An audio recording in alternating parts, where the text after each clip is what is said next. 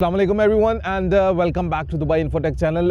कुछ व्यूअर्स ये पूछ रहे थे जी कि जब वो विज़िट वीज़ा के ऊपर यहाँ पे आएंगे दुबई के लिए जॉब सर्च में या अबू धाबी के लिए आएंगे जॉब सर्च के लिए और यहाँ पे आने के बाद उनको जॉब मिल जाती है तो विज़िट वीज़ा को वो एम्प्लॉयमेंट वीज़ा में कैसे कन्वर्ट कर सकते हैं। क्या उनको खुद करना पड़ेगा, इसके लिए क्या कोई पेमेंट करनी पड़ती है या फिर उनके बिहाफ पे कंपनी करती है। डेफिनेटली जब जो नए लोग होते हैं जो फर्स्ट टाइम ट्रैवल कर रहे होते हैं, जिन्होंने फर्स्ट टाइम आना है, उनके लिए सारे क्वेश्चंस बहुत ही इंपॉर्टेंट है। जो लोग यहाँ पे आके रह के जा चुके हैं या जिनके कोई रिलेटिव्स इधर है उनके लिए तो इतना बड़ा मसला नहीं है, उनको ये सारी चीज़ें मालूम होती हैं। इसमें मैं आप लोगों को एक चीज़ बता दूं कि जब भी आप इज़्ज़त आते हैं विज़िट वीज़ा के ऊपर, कोई भी कंपनी आपको जॉब ऑफ़र करती है, आप वहाँ पे जाते हैं, इंटरव्यू देते हैं। अगर आप इंटरव्यू में क्लियर कर लेते हैं, कंपनीज़ की टर्म्स एंड कंडीशंस को मीट करते हैं, तो कंपनी उसके बाद आपको एक ऑफ़र लेटर देती है।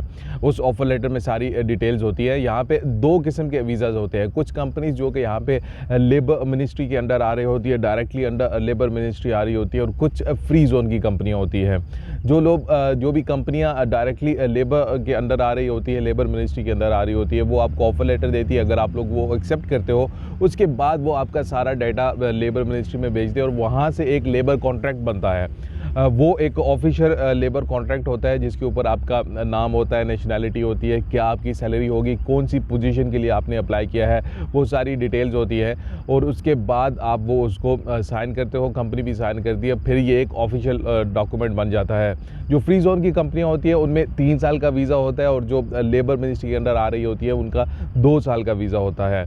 यहाँ पे जब आप ऑफ़र लेटर साइन कर लेते हैं, सारा कुछ आपका क्लियर हो जाता है, तो उसके बाद कंपनी आपसे आपके पासपोर्ट की कॉपी मांगेगी एक, और इसके साथ साथ आपके कुछ एजुकेशनल डॉक्यूमेंट्स डिपेंड करता है कि आप किस पोजीशन के लिए अप्लाई कर रहे हैं। अगर आप लोग सुपरवाइज़र के लिए अप्लाई कर रहे हैं या फिर आप मैनेजर के लिए अप्लाई कर रहे हैं, तो फिर आपको अपने एजुकेशनल सर्टिफिकेट्स देने पड़ेंगे, एक फ़ोटो भी देनी पड़ेगी, और आपके जो एजुकेशन सर्टिफिकेट्स हैं वो अटेस्टेड होने चाहिए मस्ट। इसके बाद आपकी जो कंपनी है वो आपका एम्प्लॉयमेंट वीज़ा अप्लाई कर देते हैं। ये एक ऑनलाइन प्रोसेस होता है जिसमें कंपनी का पीआरओ या एचआर डिपार्टमेंट आपके जितने भी डॉक्यूमेंट्स होते हैं वो अपलोड कर देते हैं, और जैसे ही अप्रूवल आ जाता है उसके बाद आपका एक पेपर वीज़ा निकल आता है, सेम लाइक विजिट वीज़ा, लेकिन उसके ऊपर एम्प्लॉयमेंट वीज़ा लिखा होता है। इस एम्प्लॉयमेंट वीज़ा के इशू होने के 60 दिन के अंदर अंदर आपको अपना स्टेटस चेंज करना होता है। इनसाइड द कंट्री आपको अपना स्टेटस चेंज करना होता है। ये भी आपकी कंपनी करेगी, आपको इसमें इतना ज़्यादा परेशान होने की ज़रूरत नहीं है।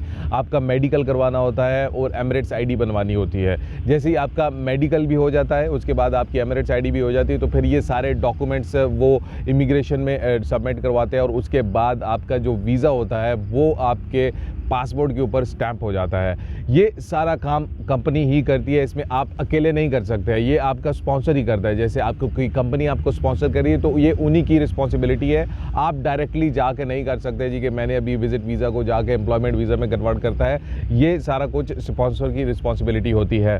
अभी एक जो मेन क्वेश्चन पूछते हैं व्यूअर्स जी कि क्या हमें एम्प्लॉयमेंट वीज़ा के लिए कुछ पे करना पड़ता है या नहीं करना पड़ता है। जितनी भी जेन्युइन कंपनीज़ होती है, जो बड़ी कंपनियाँ हैं यहाँ पे, वो आपसे वीज़ा के चार्जेस नहीं लेती है, ठीक है। वो आपके सारे वीज़ाज़ के चार्जेस खुद ही पे करते हैं। आपके मेडिकल हो गया, आपके एमिरेट्स आईडी हो गया, आपकी वीज़ा स्टैंपिंग हो गई, वो सारा कुछ वो लोग खुद ही पे करते हैं।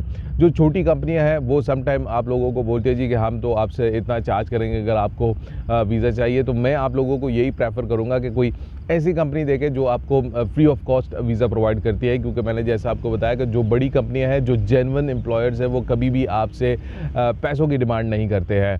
और जब से ही आपका ये सारा कुछ वीज़ा स्टैम्प हो जाता है उसके बाद आप सारा प्रॉब्लम आपका सॉल्व हो जाता है, आप लोग छुट्टी भी आ जा सकते हैं, सारा कुछ हो सकता है, कोई प्रॉब्लम नहीं है। एज़ फार आपकी कंपनी के रूल्स एंड रेगुलेशंस को आपने फॉलो करना होता है। ये बहुत ही एक सिंपल सा तरीका था। सिर्फ वो लोग व्यूज़ थोड़े से कंफ्यूज थे जी कि क्या हम लोगों को खुद अप्लाई करना पड़ेगा या कंपनी अप्लाई करेगी। यहाँ पे होपफुली आप लोगों को ये सारी चीज़ें क्लियर हो गई है कि ये सारा काम कंपनी ही करेगी आपके लिए। इसके अलावा अगर आपके पास कोई क्वेश्चन है, आप कोई चीज़ पूछना चाहते हैं, तो डेफिनेटली आप कमेंट सेक्शन में कमेंट कर सकते हैं। अपना ख्याल रखिएगा, अपने चैनल का भी। अल्लाह हाफ़िज़।